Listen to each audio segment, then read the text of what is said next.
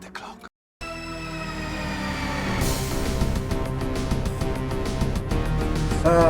Evening kiddies, Dr. Freedom here with a time for a little weekend roundup. Quite a few things that were going on over the weekend, and I want to get these articles addressed before they start piling up. Okay, so Omega Files, yeah, I know not a lot of people are watching, but that always happens on the off season. I ain't worried about it. It's just typical way. No one wants to talk about movies. They want to talk about Doctor Who. As you saw, 101 is doing pretty damn well. I was happy to have Johnny Blues on that one, and also some friends come over from the Whovians. Always have a great time with them. And we also had a new person join us on Sunday. Like I said, I'm bending the rules just a wee bit on the age thing for this year because I want to start getting some younger, viewers, younger panel members to get their views versus the old guys. So that way, things are a little bit balanced out. Okay, so let's get into what we do have. Well, what's going on and the whole shabub. Okay, here we go. First thing first. All right, first up, over on the Wales Online, Doctor Who has Clara Oswald become a he. Stunt double steps in for Jenna for a motorbike scene. Now, this is typical. This happens all the time. So chances are, sorry about that, my allergies are kicking in again.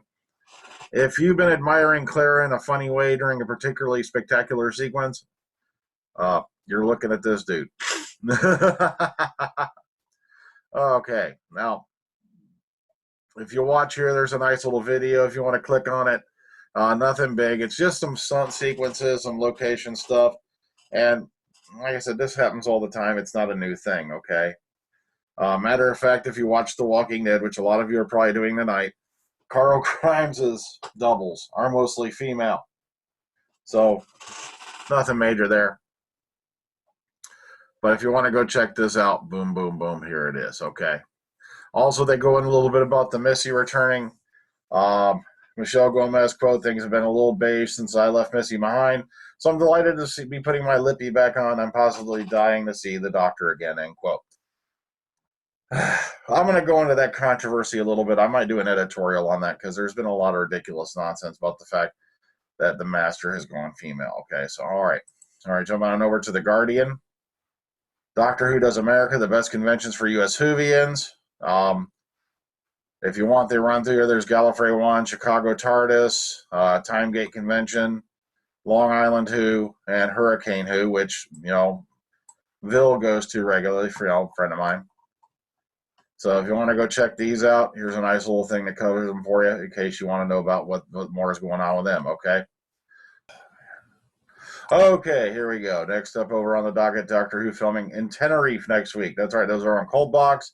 Makers of Doctor Who will apparently head to Tenerife tomorrow to film some scenes for the new season. And this was actually posted as of for today. This is hot off the presses. Block 2 of Season 9, the two-part opener, started filming earlier this month. And which means, once again, we got to think of this, folks. 1 and 2, Magician's Apprentice, which is familiar, two-parter. 3 and 4, written by Toby Woodhouse, two-parter. All right.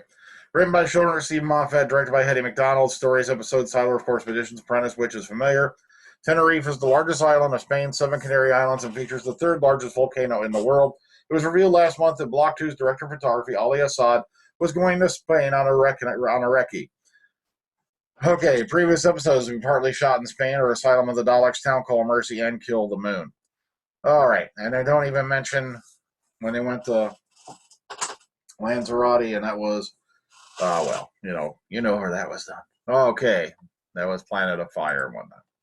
All right, what's the fuss all about? FBS Publishing have announced a new book aimed to help those new to Doctor Who to discover what this series is all about. Here's a little synopsis of what's in it. The book is going to be published on 5th of March of this year and is currently available to pre-order via the FBS Publishing website right here. You can click and go on to the link. Okay, Doctor Who 12th issue number 5, sneak peek. If you want to go check these out, look at this. Got some nifty pictures of the covers and the first, couple some little bits of the comic itself here. So if you want to go check this out. All right, so next Wednesday, the 25th, sees the release of the 12th Doctor Issue number 5 from Robbie Morrison, Dave Taylor. Issue 5 comes with a special cover by artist Alex X. Zhang and was created for the Doctor Who World Tour. Zhang got the opportunity to present her artwork to the Doctor himself, Peter Capaldi, and Jenna Coleman, who plays Clara. And there's a picture of her right there. So be sure to go check this out over on there. Also, like I said, when you click on these, you're going to get a nice larger image, show you what's going on. Okay, Samuel Anderson wins TV Award. That's right, he won the role for Best Male Performance in TV at the 2015 Screen Nation Film and Television Awards. All right, the award was presented to Anderson for his work on Doctor Who and Trolley at a ceremony held at London's Hilton Metropole last Sunday and will be screened on the African Broadcast Network on the 28th of February, which means next weekend, okay? And lastly, for today, for you classic fans, this is a wee bit sad, now that we know that, now that Kate's gone, but they released Katie O'Mara interview. Here, the lovely late great Katie O'Mara spoke about her time on Doctor Who in a video recently released by the BBC. O'Mara, of course, played the Ronnie in 2 serials, Mark the Ronnie and Time of the Ronnie, the latter of which never garnered much praise, but Kate was nonetheless excellent opposite the new 7th Doctor, Sylvester McCoy. In that story, she's probably famous for 2 things. 1, dressing up like Monty Langford, and 2, the line, "Leave that girl, it's the man I want." And in the video, she's asked where and when in time and space she'd go in the TARDIS, and how Doctor Who has lasted so long, and if she's a fan of anything else. The most affecting part, however, is that she would have liked to have returned as the Time Lady.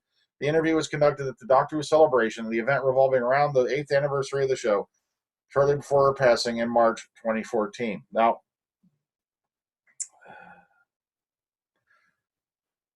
the sad note is she wasn't even invited to the Excel event for the 50th anniversary weekend. They had to raise a stink. And that's kind of sad that here she is. She's played one of the only other Renegade Time Lords in the history of the show, next to the Master, the Monk, War Chief and whatnot, and they didn't invite her. But oh well. Well, that's it for me tonight, guys.